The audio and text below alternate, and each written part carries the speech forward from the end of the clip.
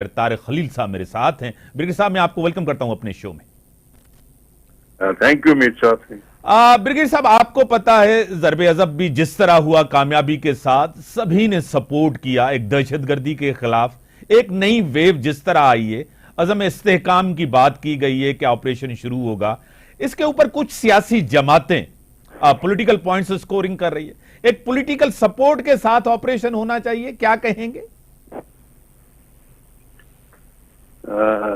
मीर साहब देखिए, मुझे इसकी खद्दोखाल या इसकी डिटेल का तो कोई पता नहीं है। सही। इसलिए एक मैं फिलोसफिकल बहस की बात करने वाली बात है। सही। मेरी आवाज आ रही है आपको? हाँ सर, आ रही। तो जहां तक ऑपरेशन का ताल्लुक है, मैं खुद अपने वक्तों में हम ये काम करते रहे हैं, तो ये तो ऑलरेडी ऑन गोइंग है। आप रोजाना आप देख नहीं रहे, कहीं ना कहीं इंटेलिजेंस बेस्ड ऑपरेशन हो रहे हैं। अब इसको कोई उन्होंने एक नाम दे दिया है तो ठीक है, लेकिन it should remain confined to the जो उन्होंने ऑब्जेक्टिव्स है। सही। ब्रिगेडियर साहब, आप जिस तरह रशिया के अंदर आपकी नजर से गुजरा, जिस तरह के हमले हुए हैं वो भी आपके सामने है, दुनिया के अंदर भी टेररिज्म एक्सट्रीमिज्म को आप देख रहे हैं।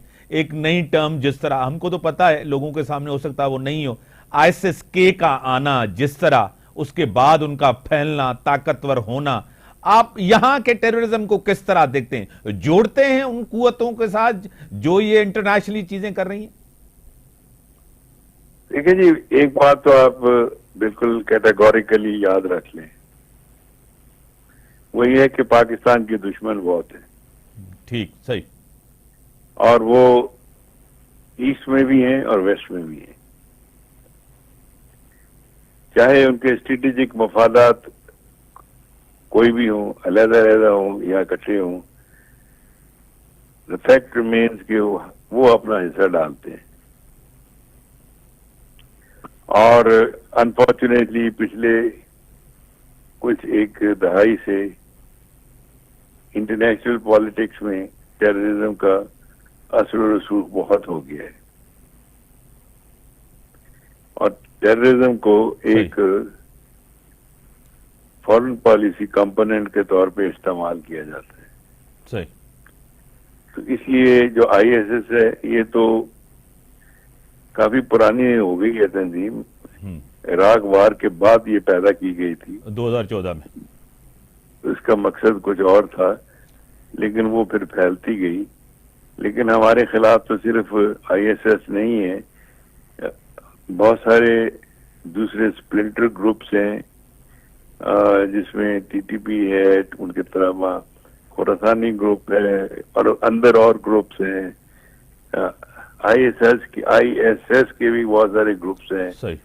फिर कुछ मिलिट्री एलिमेंट्स भी हैं और इन सब को कोऑर्डिनेट करने वाले तो मैं तो बड़ा खुल के बात करता हूँ कि हमारे दुश्मन हमारे अक्रॉस द बॉर्डर बैठे हुए। और सर, अगर मैं इसको यही कहूं कि ये जो दुश्मन जो डिस्टेबलाइज करना चाहते हैं, इंटरनली भी वो एक्टिव हैं, एक्सटर्नली भी वो एक्टिव हैं।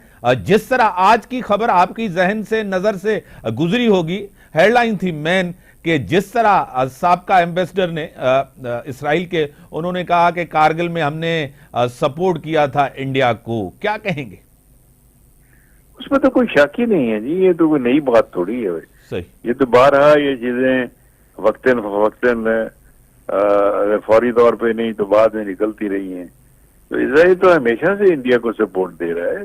जिया साहब के जमाने में भी 80s में भी एक दो दफा उन्होंने आपके एसेट्स को डिस्ट्रॉय करने की कोशिश की थी।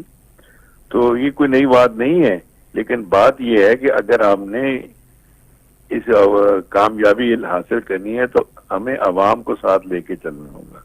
सही। और जब तक वो हम साथ उनको नहीं लेंगे तो ऑपरेशंस मुश्किल होते जाएंगे।